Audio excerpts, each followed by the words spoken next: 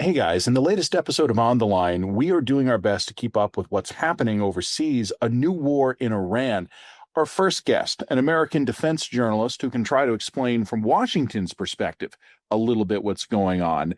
After that, a Canadian friend of mine, a member of the Iranian diaspora, on what he's hearing from Iran, how Canada can help if we can, and why he's worried that this might not work out.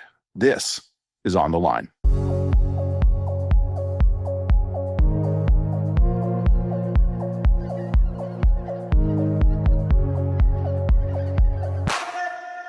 My first guest on this episode of On the Line, covering the U.S. and Israeli attack on Iran, which has killed the Ayatollah, is Bill Roggio.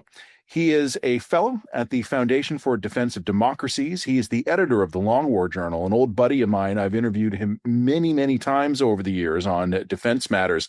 A long conversation with him about what this is looking like from the U.S. perspective, opportunities, risks, and concerns. Let's hear now from Bill Roggio.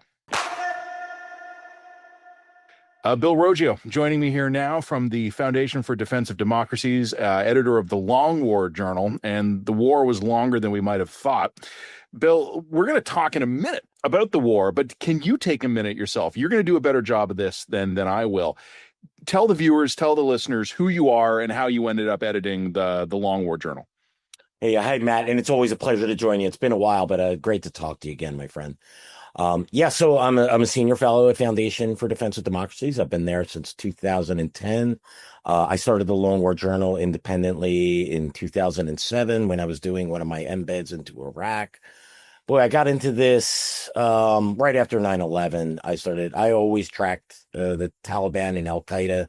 Even when I was back in the Army in the early 90s, I found it to be a fascinating subject, and I knew that there was something more to them as just yet another international terrorist organization, Al-Qaeda, that is.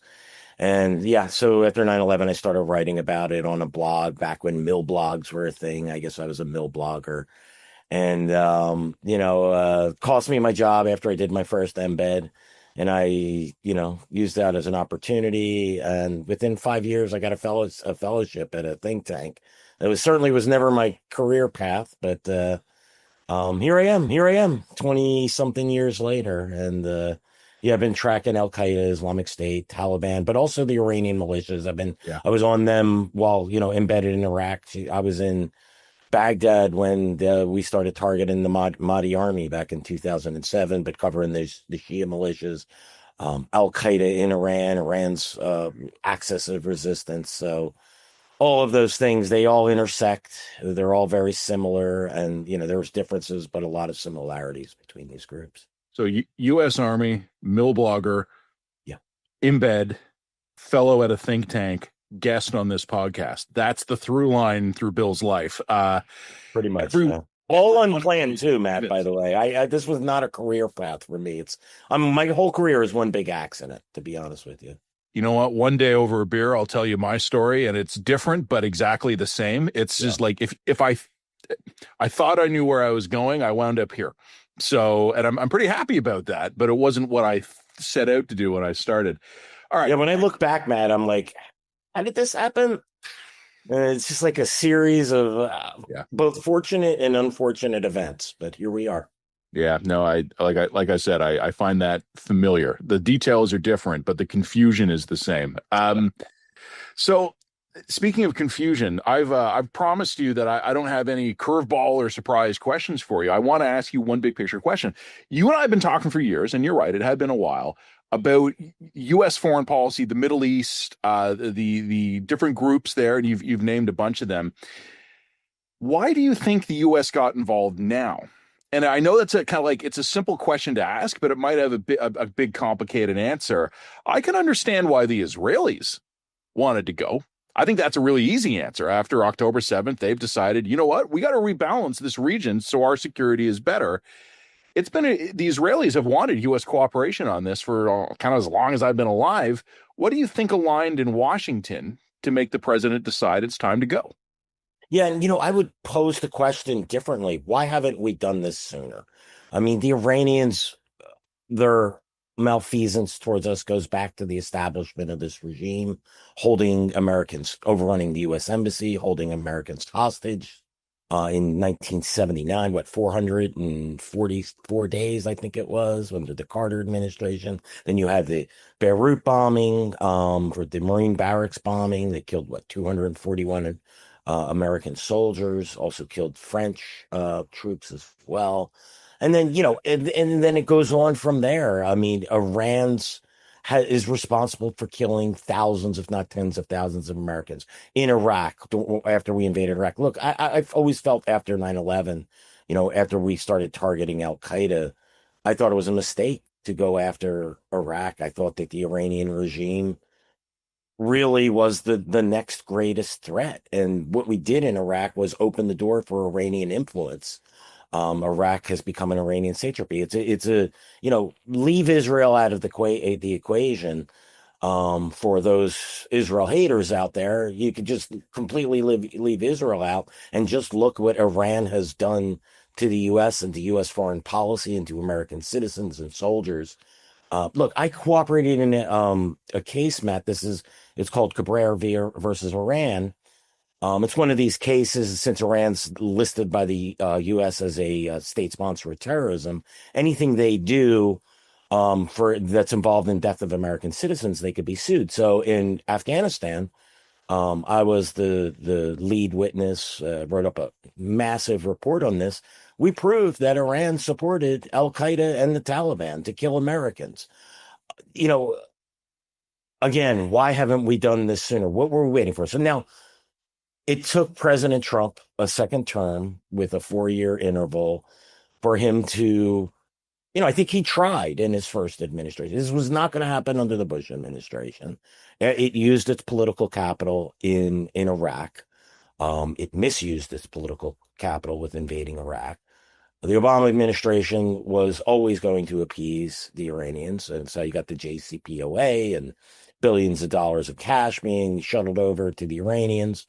We kept them in the game. President Trump, I think he had to feel this out in his first term, and he had a lot of other issues to deal, a lot of other balls in the fire. The Biden administration also was not going to do this. And President Trump, I think he saw enough. I mean, he saw what happened after Hamas's attack on Israel, Iran striking at Israel using ballistic missiles. It's the right decision, Matt. I do have concerns about the execution. But that's a whole different story. It's a difficult argument for me to make. Like, I am for the end of the Iranian regime. I have significant concerns about our willpower to see a difficult fight like this through. You know what? It's worth mentioning, Bill, that you and I are recording this on a Monday afternoon. This is going to go out on Tuesday. That's just the production turnaround time. As of this time, U.S. casualties are at 4 killed, 18 injured, and 3 jets brought down by friendly fire. I don't know how high it's going to go, and I'm worried about execution too. So far, the Kuwaitis are doing a better job against the U.S. Air Force than the Iranians, but that's another story, I guess. I don't know if I'm seeing from the president some of his comments, and I looked at the Secretary of Defense / War this morning when on Monday morning when he was talking. I don't know what the plan is. And I think, like, I'm with you in terms of, like, these are really bad dudes that are getting blown up here. And in general, I'm very pro bad dudes getting blown up, but I don't know where this goes. And I mean, I'll yield the floor to you on this one, because I think I've already said my piece. I don't know. What are your concerns here about what happens tomorrow, the day after, et cetera? Yeah, so I have multiple concerns. I'll list the main ones here. Where is an Iranian opposition? You cannot overthrow, okay, before I get to that, is the goal to disarm Iran with its nuclear and missile program, or is it regime change? We've seen President Trump vacillate between those and then say it's both of those. And we've seen, our Secretary of War say it pretty much mirror that. So I haven't seen or heard a concrete objective or objectives for this war. And until I have that, I have a lot of questions. President Trump said the other day, this might be a couple of days. Then he said last night or this morning, I think he told the Washington Post, New York Times, 4 weeks, 5 weeks. That's not enough time to, we spent years attacking Al Qaeda's leaders. I'll just use Al Qaeda as an example. Their leadership in Afghanistan and Pakistan and elsewhere throughout the world. Al Qaeda, a far, by several degrees of magnitude smaller than the Iranian regime, targeting their leadership, and yet Al Qaeda still persists today. It has, well, some of its leadership is based in Iran, oddly enough, and if we're not targeting them, that's a big mistake. They still persist. These groups, they're ideologically driven. So if we're not prepared to fight these groups, and in this case, a nation with hundreds of thousands, if not millions of supporters who are true believers, just like Al Qaeda, they believe in the cause and in their Islamic revolution. And if we think we could end this in 4 and 5 weeks, we're sorely mistaken. We put boots on the ground in Iraq. We put boots on the ground in Afghanistan. Most of the times, tens of thousands, it could have been 40, 50, at times exceeded hundreds of thousands. Sure, we changed regimes, but did we get the change that we ultimately wanted? Iraq is essentially an Iranian satrapy. We withdrew from there. Afghanistan, we just turned it back over to the Taliban. So we're not good at this. Now, people, my Iranian friends and supporters, they say, well, Iran is not Afghanistan. Iran is not Iraq.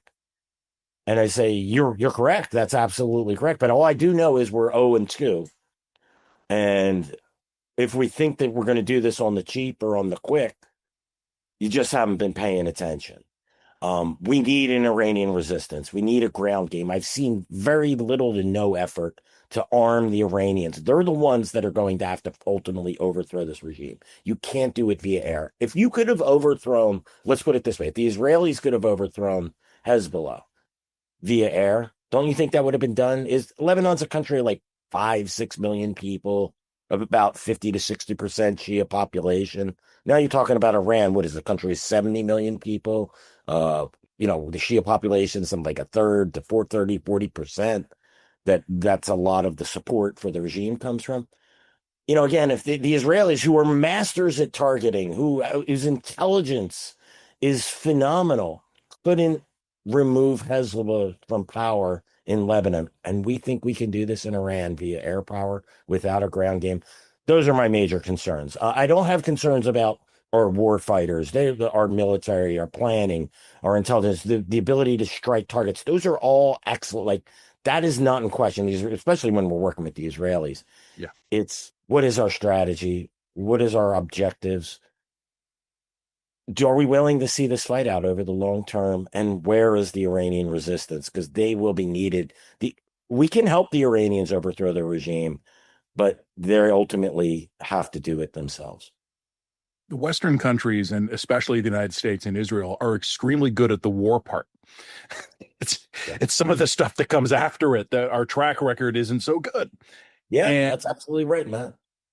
And you know what? Look, I mean, whether it's the United States or Israel or any of the other allies, eventually we get tired of this and we just want to leave. We want to come home. And when I'm seeing a degree of, and I don't want to make this political. Like, I'm trying to focus more on the geopolitics and the strategy of this. I'm not sure what the White House's foreign policy is on this, because what I'm already seeing is discordant, I'll be polite, with some of the stated positions. I was listening to the vice president, I guess, on the weekend, who was basically explaining why he would never support the thing he was currently supporting. And I just don't know how that's going to work if, God forbid, we do start seeing more U.S. casualties, or if this does go, instead of being over in 5 weeks, if we're in 6 months of this. I just don't know how it works here. I think you raised a key point, though. We should be arming the Iranians. Like, one of the things we keep hearing is that the reason 30,000 of them were killed over the last couple of months in the domestic uprising is because the government has all the guns. Well, that's a problem we can fix. We're pretty good at that. I don't know if we're going to find the volunteers, but if they need guns, guns are easy. Yeah, organization is key. And you got to look at the Iranians, we got to remember, they battled us directly in Iraq, so they know how to be an insurgent, right? So they understand the mind of an insurgent. So they're on their home turf. They also supported the Taliban and Al Qaeda and other terrorist groups in Afghanistan. They have a lot of experience being the underdog, and if they have to turn to that, that's going to get ugly. They're very good. You're absolutely correct. You have to look internally. Look, and I'm not a politics guy. This is not my area of expertise. But look at Iraq, right? The invasion of Iraq. It had like 90% American support. And that whittled down to like well below 40% by year two, right? After it was failing. You know, Democrats turned on that, on the Iraq war. You have divisions right now within the Republican Party that it doesn't have universal support amongst Republicans, this action. So you're already going in with probably more than half the American population not agreeing with the decision. Now, the question is this the issue that's going to cost a midterm election? I can't tell you that. I think the way I've seen things over the years is economics and domestic political issues tend to carry far, far more weight than foreign policy.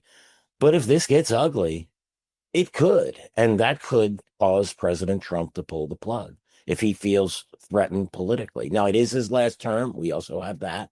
Sorry, I'm not here, Matt. I don't mean to do political prognostication here, but you have to, if you're going to go, you need to take your domestic political situation into account.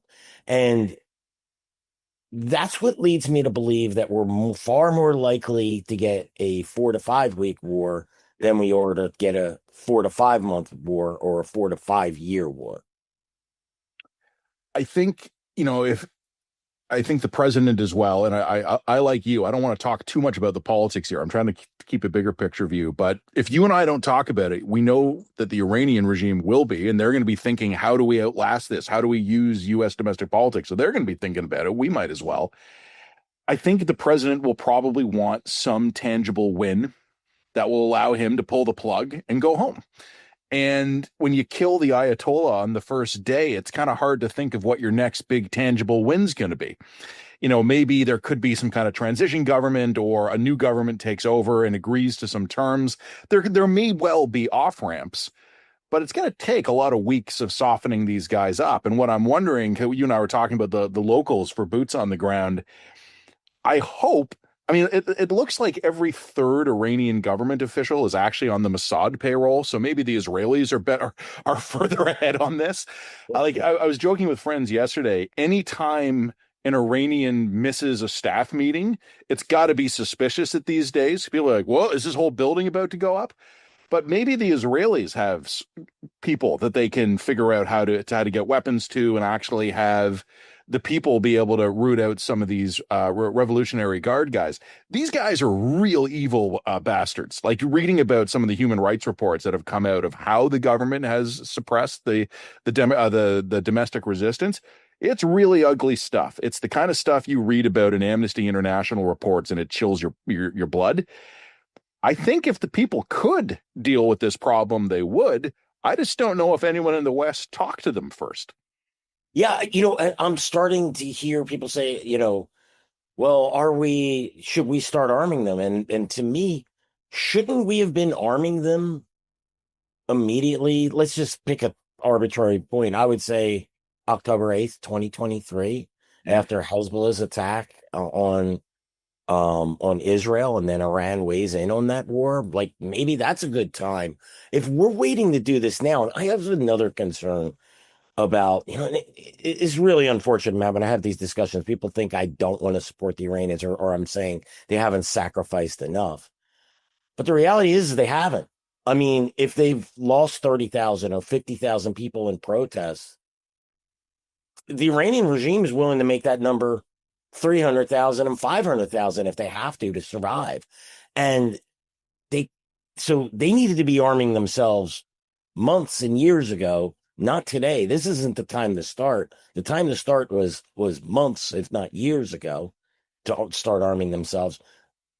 And the other thing I'm hearing is well, they're waiting for the U.S., for the Israel to give them instructions. What are they waiting for? I mean, don't they know what they need to do? It's pretty simple. Unfortunately, it's going to be pretty bloody, but in imperfect comparison, but I'm going to make it. We fought our Civil War here against the British. Sure, we were an armed population. That's a different story. But we lost tens of thousands of Americans fighting the British, and the French didn't really come to our support until years after the war. And it's one of the what Ticonderoga, or I forget which battle it was that was the turning point where the French said, "Oh, well, we're going to get behind these guys. We think they have a chance." It's you got to start. It's the Iranian. It's their fight. They got to take it. I want them to take it, but they have to understand that airstrikes alone aren't going to make this happen. That they are going to have to expend a lot of their own blood in order, and they're going to have to get vicious. They're fighting a vicious regime. They're going to have to get in bed with horrific Baluch and Kurdish separatists who are horrible people in themselves. Because guess what? Those guys can get a hold of arms. Maybe you need to get in bed with them to figure out ways to get you arms as well. Um, you know, I get the impression that the Iranians hope that there's a cheat code in this, right? That all we need is airstrikes from U.S. and Israel, and the regime will collapse, and then stepsy instant democracy and new regime, and it's going to be ugly. There's going to be an insurgency if the regime is overthrown. The IRGC is not going to go away. They're committed, and they have to be prepared for this, and I don't feel like they are. Either we haven't prepared them, they haven't prepared themselves, but I think the time to prepare was months and months ago, and not after the bombs start dropping. You've probably seen this, Bill, but I was looking just some of the footage coming out of Tehran this morning, and a whole lot of police stations are gone. So I do think there's been some specific targeting by the U.S. and the Israelis to try and go and reduce the capability of the regime to actually keep their boots on the neck of the people. But Bill, I agree with you entirely. These guys are more than smart enough to have had contingency plans for exactly this. It looks like the initial strike caught them by surprise. But I don't think these guys are in their barracks or their police stations anymore. They've put on their civilian clothes. They've got back in their civilian cars. They've thrown their rifles in the trunk and they've dispersed. And in a couple of days or weeks, they'll regroup. And what gives me some hope is I hope the Iranian people know who these guys are, and they might actually be, as you said, brutal but maybe effective ways of whittling down their numbers just by the population there. And I also heard the president over the weekend send a message directly to the security forces saying, surrender or it's going to get nasty. Some of them might. Maybe you can even pry away some units of the regular Iranian military and turn them. I don't know. Like, we got to think about all these things. But I'm with you, man. Like, I think we're doing way better at the airstrikes than we are thinking about how we're going to get hundreds of thousands of ideological fanatics who all have blood on their hands and probably expect they'll be put against a wall if the government actually falls. Getting those guys, those are going to be hard hearts and minds to win over, I think. I couldn't agree with you more. And, okay, so my local police, I'm an Iranian, policeman or a member of the Basij. That's the militia that's tied to the IRGC, the local thugs, right? Think of them as sort of the brown shirts in the Nazi party, right? All right, so the police station's gone. So they could organize in an apartment or a garage or whatever. Like you said, take your uniform off. That's what I expect them to do. And when you're given the message, well, 4 to 5 weeks, well, hey, all I got to do is ride this out for 4 to 5 weeks. And by the way, this is what the Taliban did. When President Obama, basically gave a timeline for the surge, and they said, "Oh, great, we'll just ride that out, and then we'll restart, bleeding back into the areas where we conducted operations." And I mean, these groups, they're not stupid, and again, the Iranian people should be rounding these people up, and they need weapons to do this, and this needed to be happening in conjunction with airstrikes. I'm not saying it still can't succeed, but I think they'd have a higher probability of success if they were organized and were targeting the regime elements now. I couldn't agree with you more, Matt. They're not just going to roll over. The Iranian regime is not going to roll over. The guys who have done the worst to keep the regime in power know what awaits them if the regime falls. Yeah, absolutely. And they put the ones who gave the orders and then the ones who pulled the trigger, or or tied the noose, they're all inextricably linked. They have, they have two choices. They can surrender, they can leave, or three choices: surrender, leave the country, or continue the fight. And they have families there. They're going to continue that fight. We only got a couple minutes left. Let me ask you a big picture question here. You and I think we both want the same thing for the Iranian people. Bill, many years ago, I was a history major. Do you have any idea how much I would love to tour the ancient ruins of Iran? Like, just like complete the food. Like, I love the Iranian people. Yeah. It's not on the top of my to go to list on terms of tourism for my wife and I, but one day I would love to. I want a free, democratic, safe Iran. It would be great for the Iranian people. It would be great for the world. I just think it's going to be hard. And for the reasons you and I are talking about here, who do you think in DC gets it? Like, are there people who understand the situation well enough, either in uniform or out of it? Is the president getting the advice he needs, or is he being told, 4 or 5 weeks, we bring the boys home, we declare victory? That's a really good question. Most of the people in DC that I talk to aren't the people at the top. They're the people in the middle. Um, I don't want to give away too much information and get people in trouble, right? The problem is the guys who are doing the work understand this. They understand the complexities. Like anything, the further you go up the chain of command, the more that politics and less that facts matter. I'm not privy to the conversations of Secretary of War, or can't believe I have to say that, but here we are. The Secretary of State, or I don't really know who gets it. What I do know is what I hear coming from the top isn't very comforting. I'll say this with CENTCOM, right? I'll use Syria as an example. I mean, you had the commander of CENTCOM playing basketball with the guy who used to be the head of Al Qaeda's branch in Syria, and is now the president of Syria. He was he was on the list of specially designated global terrorists, and his group was a foreign terrorist organization up to the point where he took control of the country, and then all of a sudden he became a good guy. And you have the CENTCOM commander, playing basketball with him and saying he's a great guy and taking pictures with him and with his wife in presence. I have a hard time trusting our leadership, both military and political, when I see things like this, because that's politics. That's not good policy. And so it just makes me worried that we're not going to get this one right. But I'll be honest with you, Matt, I hope I'm wrong. Me too. Like, it would be nice for once to take the pessimistic position on the Middle East and be wrong. Yeah, it would be nice, wouldn't it? I would love to be wrong and just go and flip burgers or cut lawns. I've been doing this for 25 years, and I just want some wins, and they're hard to get, Matt. Well, we'll see if the next Ayatollah is any good with a 3-point shot from the half court. But yeah, I hear you. Okay, Bill. Well, I'll check in again. Let's see if we're wrong, or we'll see if we're right. But in the meantime, I appreciate this. Great to talk with you again. I look forward to doing it again. And may the Middle East finally improve, because I love the food.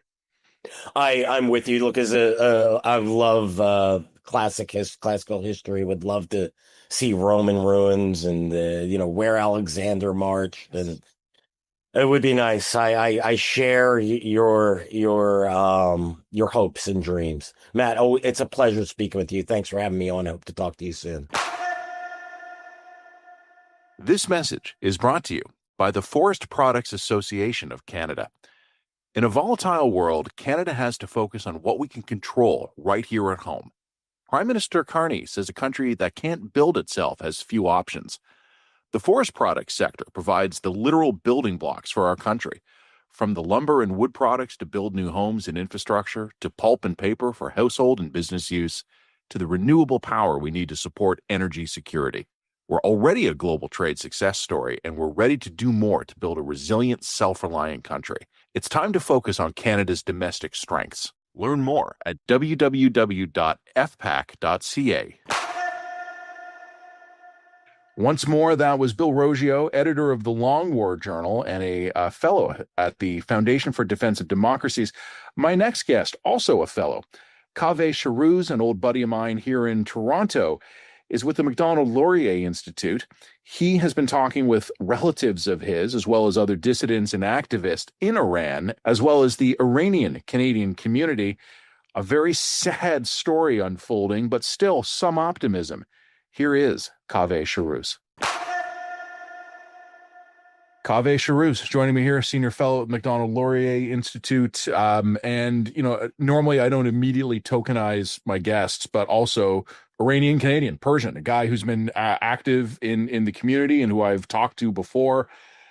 Kaveh, we've talked about this, the diaspora in Canada from different perspectives here. We've talked about the foreign interference that some of your community has been targeted with by the Iranian regime, actually reaching out and harassing and intimidating people.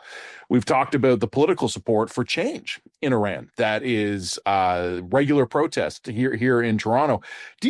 So I was born in Toronto, but I grew up in Richmond Hill, which is kind of one of a major center of the Persian community in Canada. There have been protests and marches almost every weekend for months, and I've seen a couple of them. Before we even get into the war or the big picture thing, can I just ask you, what's the community feeling right now in Canada? Like, this has got to be weird because on the one hand, you've been waiting for some kind of external help. On the other hand, your families back home are under fire. Yeah, it's good to be with you, Matt. It's a very, very strange time, and the emotions are very odd. And obviously, I can't speak for everybody, but based on kind of what I'm feeling and what I'm hearing from others, it's exactly that. It's first of all, in January, as you know, there was a mass uprising in Iran that was crushed in really the most brutal ways imaginable. And I think that led a lot of people to come to the conclusion that nothing is really possible without external help, that ordinary people that are unarmed are not going to be able to overthrow this regime. And so, now that external help has arrived, it's that mixed feeling, right? They're very, very happy that it's happening. They're very happy with, the news of every regime official that's killed. People are dancing, but at the same time, there's a couple of things. One is obviously that this worry about your own family and other civilians that might be hit, and also, like in my case, some of these regime officials are people that have done horrible things to my family, like indirectly, and I would love for them to have been captured and put on trial. So somebody like me or other of their thousands of victims can face them and say, this is how you destroyed my life, and we won't have that chance. So it's a very strange mix of feelings. You are my last guest. The segment just before this was Bill Roggio. He's the editor of the Long War Journal, and he's been tracking a lot of the terror groups in the Middle East, a great number of which do ultimately report back to Tehran because of the way the regime has established its proxy forces. One of the things we were talking about the estimated 30,000 people who've died since January, killed by their own government in the crackdown on this. One of the things, Kaveh, that worries me here, and I'm not trying to be a downer, I'm just trying to call it as I see it. These regime guys are not going to go down easy. They know what awaits them. A lot of these guys are going to get strung up or put against the wall.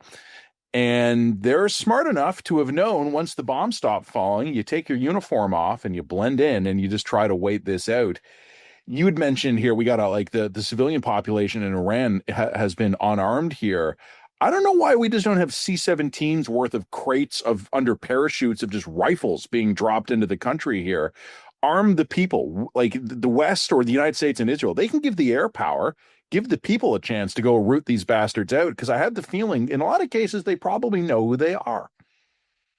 Yeah, so this is a debate that has emerged among Iranians, and I see it a lot on social media, where after the failure of the January uprising, more and more people started talking about armed struggle. This is something that hadn't really been part of the discourse before. I still stand firmly against that idea for a couple of reasons. One is that violence is actually where the regime excels. They are armed to the teeth. They have military-grade weapons, which I don't think can be delivered to ordinary citizens. And if it was, they wouldn't really know how to use them. And they've shown that they're more than willing to use any kind of violence, any kind of brutal violence to win. And, we saw a small example of it in Syria. I mean, Bashar al-Assad is really kind of a disciple of the Islamic regime. So there's that. And then secondly, if you look at the record of regime overthrows that have come as a result of guns, I think the record of them leading to democracy is not actually very good, which I think should be the end game. That's what we should be aiming for.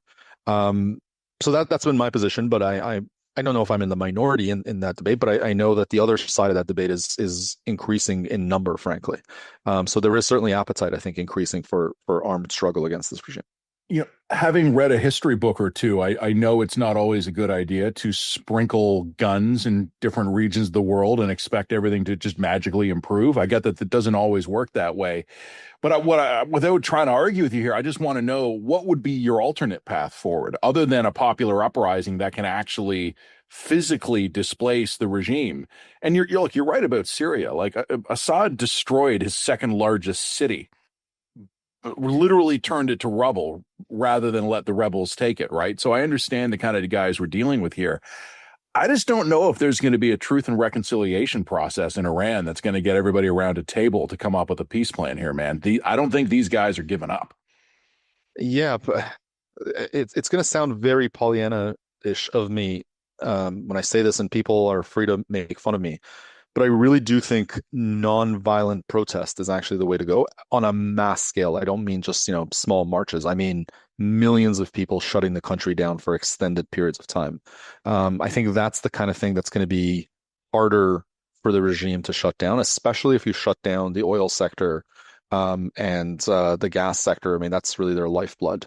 Doing so is actually, in some ways, perhaps even more difficult than going out and fighting with guns, because it requires tremendous coordination, a lot of courage still, because they're still going to shoot unarmed, people that are engaged in civil disobedience.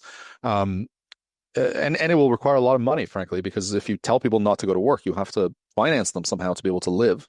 But I don't see us winning. By us, I mean, people that want democracy in Iran. I don't see ordinary Iranians winning in a gun battle with the regime. I think we have to think about some other way.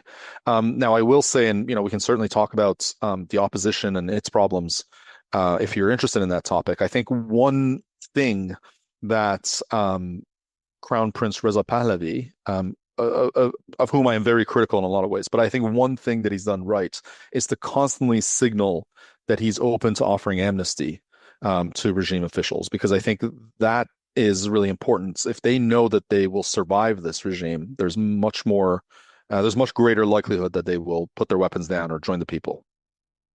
There's something, Kaveh, it's so grim to think about, but here we are.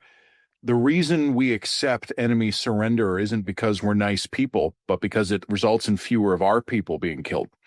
If the enemy knows you will accept their surrender, if they throw down their guns and wave a white flag, they won't fight to the last bullet. And, if there was a way to even break parts of the regime away from it, or like I was saying to Bill in the first segment, if we could pry away somehow.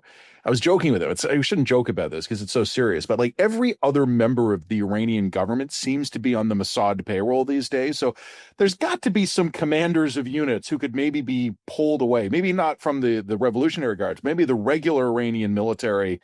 Maybe we could get some of their units to rebel and side with the people and say, we will not allow massacres. Now I sound kind of Pollyannish, right? Because it's been 2 generations and it hasn't happened yet. Yeah. This is what I'm thinking about here, because I don't want a civil war. Like, that's not going to help anybody. But what worries me is that the guys who just spent 2 months killing 30,000 people probably won't hesitate to kill 500,000 more to break a nonviolent protest. I think that's exactly right. And I think you made an important distinction too. So it would be good for your listeners to know this. Iran actually has 2 parallel military forces. It has the IRGC and it has an army. And the army's mandate is actually to protect the country, and the IRGC's mandate is to protect the Islamic Revolution. So the army is much more likely to come to the side of the people. If you can create a break there, which is kind of the most natural cleavage, you at least have a fighting chance. A very basic question that will flow all back to this. Are you able to communicate with people in Iran right now? Like, what is the communication like? I know information and news gets out, but you and I have talked about this before. Don't get anyone in trouble. Like, obviously, don't want to get anyone in danger here. But can you communicate with your family, or is word getting out? How's that working right now?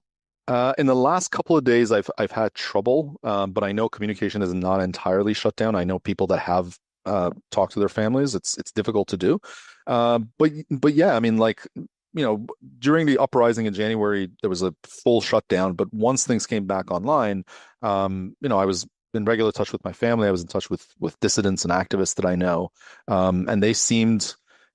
Obviously they're worried, but like the violence that they'd seen was so horrendous that they were more than happy to talk and kind of give information as much as they could. I want to talk about violence for a second, and this is not nice to talk about, but I think people should know it's not just the machine gunnings. It's the people who've gone into these prisons and torture chambers and what's been left of them when they come out. Bodies of young women being dumped at their family homes, so having been raped so badly their intestines are destroyed. Young men being hung in public. Families made to collect the bodies of what's left of their loved ones here. This is a regime that has ruled itself with terror. I don't know how you do an amnesty process with the people who did that. I don't know if I'd want them to. Like I said before, I don't want a civil war. There's a whole lot of people who are responsible for this who should be put against the wall. And Yeah. if I'm going to have a hard time forgiving them from several continents away, I don't know how the locals will. And this is a problem we've encountered before, right? Think of the Balkans and other places, or think of Rwanda. It's not impossible, but it's hard. Oh, it's incredibly hard. For years I have been making the argument again, sort of within the Iranian community, within the human rights movement, and the democracy movement, that what we ought to be focused on is kind of a Truth and Reconciliation Commission. And it was gaining some traction, but I will tell you these days that's a much harder argument to make, given the level of violence that we've seen. Ultimately, though, I think really there's no way around it. The number of perpetrators is so large that if you were to try to eliminate everybody that had some role in the crimes of this regime, you basically wouldn't have a functioning state anymore. We saw that play out in Iraq, where they sort of de-Baathified and tried to get rid of everyone associated with the Saddam regime, and the state collapsed. So at some point you have to be pragmatic about it. But I mean, how do you sell that message to a mother whose child was killed and raped before being killed? It's going to take an incredible sacrifice by the Iranian people, an incredible maturity in recognizing that sometimes you just have to accept horrendous things have happened just for the good of your society, for your society's ability to just move on. Something I was saying to Bill Kaveh, but before you joined me, was purely in the abstract. If there was any place in the world I'd really like to visit, Iran would be pretty high on the list. Mm-hmm. Just the ancient culture, the history, the ruins, Mm-hmm. the meeting ground of empires going all the way back to antiquity, right? Like, where else can you find the ruins of not only the Persian Empire, but where the early Indian and empires and the Greeks and the Romans all clashed, right? Like, it's exactly the kind of stuff I'm interested in. And by the way, the food's pretty good too. Like, it would be a really good tourism destination if not for all this nightmare. I have a hard time thinking of people in the world who deserve a transition back to democracy and a return to their civilizational greatness more than the Iranian people or the Persian people. I'm just really hoping it doesn't take a civil war to make that happen. And I'm looking at this regime, and I'm glad the decapitation strikes worked. I really am. Like, a whole bunch of bad people went into a conference room and never came out, and that's a good day in my book. But what I'm wondering about now, and I've seen this footage, you've probably seen it too, it looks like the Israelis and the Americans are going after local police detachments and barracks and things like that. That's encouraging to me. Get rid of as many of these guys as possible here. But something that Bill had mentioned in the last segment, and he didn't say it callously, but he just said 30,000 wasn't enough. That's what we found out. The willingness of the regime to defend itself against its own people hasn't been reached yet. What will it take to break these guys? What will it take to bring this down? Yeah, I don't know. I think as we talked about, some offer of amnesty, some offer of, maybe you can just keep your wealth. We're not going to go after the oligarchs. We're just going to let you be. It's going to take some incentives. I mean, some threats that, if you do commit certain high, gross violence, and if you order gross levels of violence, you will be punished. But anything kind of below that, we're willing to forgive.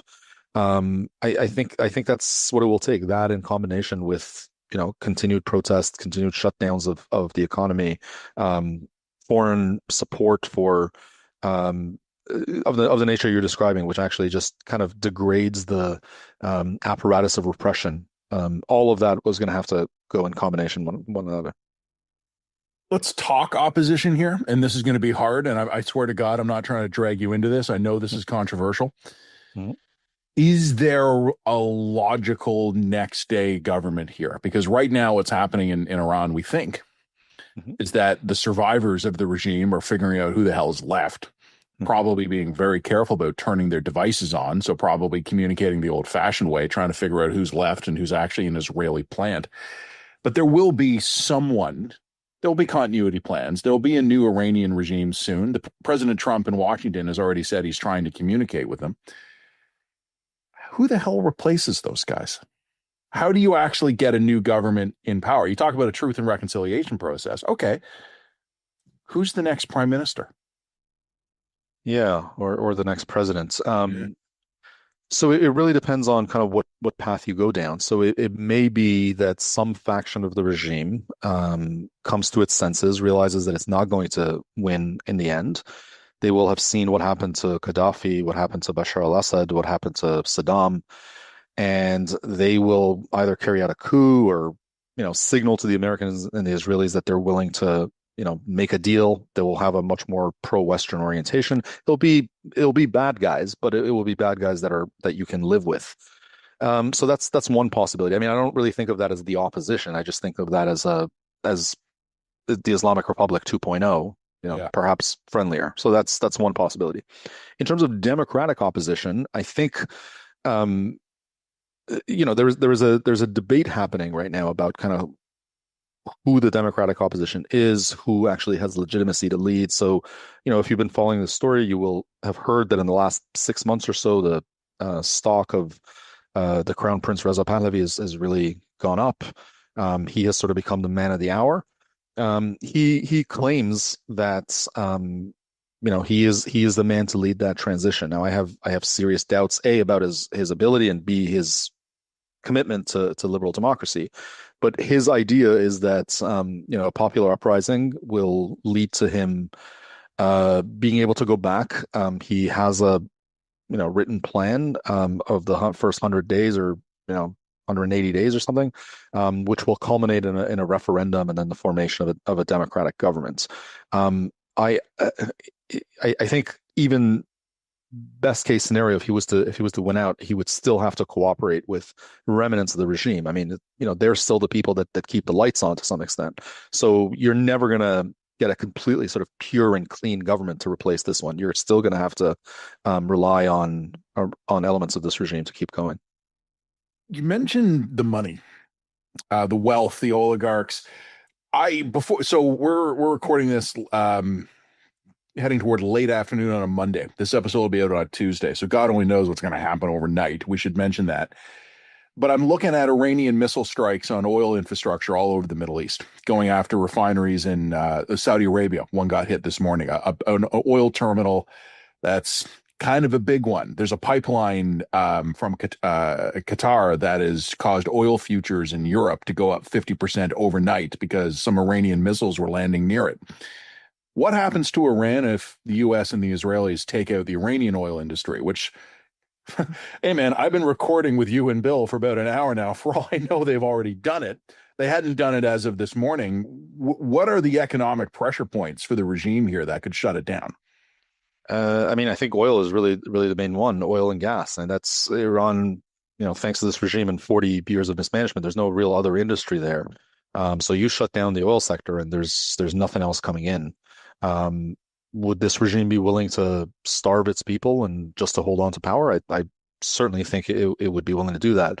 Um, would it be I mean, I do think that it's difficult for the Americans and the Israelis to do that just because of the domestic pressure that will create, right? If suddenly the price of gas shoots up in the United States, this war is going to become a lot less popular, and already that's happening by these attacks that the Iranians launching. I mean, I think that's part of their calculus is that by driving up the price of oil, Trump will, have second thoughts about continuing with this war. Um, yeah, it's in the realm of possibility. I just think that the politics of it, the domestic politics of it, probably will lead to the Americans not making that decision. Think I want to ask you a politics question, and it's not an easy one. I think you and I are pretty like-minded about the U.S. president. I don't think we're not fans. Yeah. We're not wearing our mega hats. I don't quite know what to make of the fact that it took a Donald Trump to do this. And some of my friends have told me, yeah, we don't like Trump that much either, but Biden never would have done this, or Bush never would have done this, or President Rubio, or some other hypothetical never would have done this. I got to be honest with you, buddy. I haven't come up with a good response to that yet. Yeah. Where are you on this one? I haven't either. I don't have a good answer to this. And I was just actually talking about this with someone earlier today, where I was saying it breaks my heart that the thing that I wanted achieved seems to be happening, but it took a Donald Trump to do this. Probably one of the worst people on the international scene that I can think of. Yeah, I suppose it takes somebody.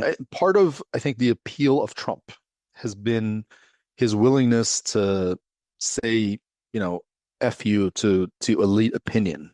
And sometimes that's crazy, which means, RFK Jr. becomes health secretary and vaccines are, suddenly not recommended by the U.S. government anymore because that's elite opinion and they reject it. But sometimes when elite opinion has become ossified and it's not really in sync with the real world anymore, sometimes it's actually useful to kind of break out of conventional thinking. And Trump to some extent represents that. So almost by accident, he seems to fumble into good decisions sometimes because the previous thinking had been so flawed, and he's just willing to ignore things that other presidents would not be. It's funny, I'm chasing my own tail on this one because I'm no fan of Trump, and I've been pretty clear about that. But he's doing something that I think, look, I don't know if it's going to work, but I think it's long overdue. But he's also going to be the guy responsible for figuring out what comes next. And that just brings me right back to where I started, right? Like, I agree with you. There has been, I think our European friends are really struggling with this, right? Kind of this 80 years of accumulated received wisdom no longer seems to apply for our continental friends. And they're trying to figure out what the hell to do now. Meanwhile, you've got a guy like Trump who's willing to move fast and break things. And I think he is breaking a lot of things, but he's also got a series of countries to normalize their relations with Israel. And that hadn't happened in my entire lifetime. We now have, again, this regime that just since Christmas has massacred 30,000 of its own people. It took a Trump to go, you know what, let's go bomb the bastards. I would really like it if the sane moderate elitists I went to school with were willing to do these things, but they're not. And I don't know how to square that in my mind because I've been looking at what the U.S. has been saying. I saw Pete Hegseth talk on Monday morning. I've listened to what the president's saying. Some of it's completely incoherent, and it scares the crap out of me. I don't think these guys know what they're doing, but I also know that the Ayatollah is dead, and that's awesome. I have yet to figure out how the hell to make this make sense. Yeah. I heard someone say a while ago that Donald Trump is actually is good on the Middle East because he thinks the same way as Middle Eastern political figures do. And I think there's a lot to that, actually. He understands that for the folks that succeed in the Middle East in politics aren't motivated necessarily by the same concepts and thoughts as those of us that have sort of been raised in under Western liberal thought. It's really power that they primarily understand. So he can go and deal with these Arab sheikhs because they're speaking the same language. It's very transactional for them. And they respect a guy that comes in and has power and is willing to, build these golden towers and whatever. It's just that mentality. So the thing that actually makes them very distasteful to us in the West is probably the thing that leads to his success with some of these authoritarian types in the Middle East. I think there is something to that. But there has to be a combination of these things, right? Like it's good to buck conventional thinking and go and bomb the hell out of some of these places that needed bombing, but there has to be a strategy, and some egghead needs to think about what happens. And I don't get the impression that Trump really has much of a strategy. He seems to be making it up. There was reporting yesterday where like he basically was going through his Rolodex and calling different reporters and giving each one a different scenario as to how he wants the Iran war to end. And I don't think he was playing a game. I think he genuinely is just road testing these ideas. He hadn't spent any time really thinking about what he's going to do after the bombing, and that's a problem. This morning, Monday morning, when we're recording this Monday afternoon, it'll go out Tuesday. I saw Pete Hegseth give his press conference with the chairman of the Joint Chiefs. Saw some of the president's interviews. He's doing exactly what you said. He called up Jake Tapper and gave him a 9-minute interview, and they just aired the phone interview on CNN. It's not just that I think he's road testing different ideas with different reporters. Sometimes in the middle of a conversation, he's switching plans. And I mentioned this to Bill before you, Kaveh, like I'm looking at JD Vance explain why he is supporting now the thing he would otherwise never support. And we already have 4 U.S. casualties, 3 U.S. jets brought down by friendly fire. I'm not convinced in 2 weeks they just don't pull the plug and leave the Israelis to twist. Sorry, Bibi, you go finish this thing. We're out. The numbers moved against us here. One of the things, I mean, look, that's just politics. That's dealing with America in this age. But one of the things that worries me is that these Revolutionary Guard guys, who probably all took their uniforms off Sunday morning and hopped in their civilian vehicles and drove home, they know this. They're waiting. They're waiting for a bad poll result to come out and the U.S. stops bombing and these guys pop back here. There's a window of opportunity to give the Iranian people the future they deserve, or to allow them to seize it. But we're dealing with Donald Trump. That doesn't fill me with a lot of confidence. No, I mean that's part of the problem with being purely transactional. I mean, it has its advantages, as I just mentioned, but the downside is there's no principle at work here, right? Today it's popular, so he's happy to go in there and bomb a few things, and tomorrow, if the stock market goes down or price of oil goes up or poll numbers look bad, he'll just pull out. And I think, as you mentioned, the Revolutionary Guards know this. They're willing to wait it out. If they can absorb some of these punches for a while, things may change. Things may change. All right. I've resisted the impulse to do this so far because I absolutely hate it, Kaveh, when my colleagues look for the Canadian angle on a story, but I've saved it for the last. Mark Carney had a statement out a couple of days ago that rubbed a lot of people the wrong way. It was support of what the U.S. is doing. It was a declaration that Israel has a right to defend itself, and it was well wishes for the people of Iran. So we tried to tick all the boxes. No firm commitment of support, but trying to put out a statement that's not going to piss off the White House. I think that's as blunt as I can be about it. Is there a role for Canada here in any way? And I suspect the answer is not in a big way because we're kind of a marginal player. But look, there's a huge Iranian diaspora in Canada, especially in our hometown here in Toronto, the GTA. What can we do? Like, what would be good news? What would be welcome from Ottawa as far as you're concerned, if anything? Yeah, I think you're right. I mean, I don't think there's much of a role for Canada, frankly. I think, the Carney statement, I actually thought it was pretty good. I think the statement that came from Anina Anand a few days, I can't remember if it was a few days before that, where she said, we're not going to re-engage with Iran until there's a change of regime. I think that's a good thing. I've been pushing for a long time for that to be Canadian policy, that, regime change is our policy. But beyond that, I mean, militarily, we're not really a player here. I think probably the most useful thing we can do is try to figure out what the protesters in Iran might need. I mean, I think they need internet access, for example, and we've got companies that might be able to provide that. That's useful. There is going to be, regrettably, a number of refugees coming out of this crisis. And what happens typically is that there's these uprisings and folks that have been very active Once the thing dies down, the regime comes and hunts them, and so they have to escape to places like Iraq or Turkey, nearby countries, and they're really at risk there. And then it's a scramble for people like me and other activists here in Canada to try to get some minister interested in bringing them over. So to the extent we can offer some refuge, not in large numbers, because I know that's a very unpopular idea right now, but at least to some key dissidents, I think that would also be a very good thing. And then finally, you started out by talking about transnational repression. You started by talking about foreign interference. We do have a problem in this country with regime affiliates. We have to take that problem seriously. And I think that's probably where Canada can add the most value in identifying who here is affiliated with the regime, kicking them out, and making sure the new people don't manage to get in.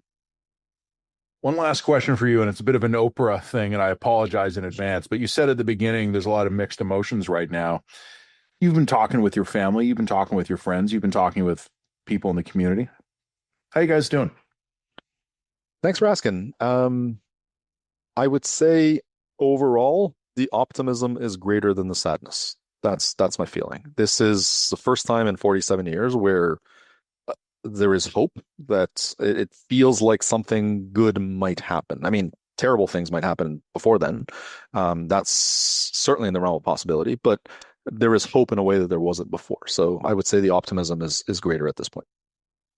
You know what? As far as the Middle East goes, I'm probably not going to get a more cheerful answer, so I think I'm going to make that my last question. Kaveh, thanks, man. And look, I don't know enough to be optimistic or pessimistic, but I hope for the best. And how's that? We'll leave it at that. I appreciate it. Always good to talk to you, man. My pleasure. Kaveh Shahrooz from the Macdonald Laurier Institute. Another episode of On the Line, guys. Not the one we planned on today. We had to move pretty quickly to keep up with events overseas. Many thanks to my guests, Bill Roggio and Kaveh Shahrooz. Of course, thanks to our sponsor, the Forest Products Association of Canada. And my thanks to all of you, the viewers, the listeners, and all the other people who make The Line a success. Check out our main page, readtheline.ca, like and subscribe. We'll be back with an episode of The Line podcast in just a couple days.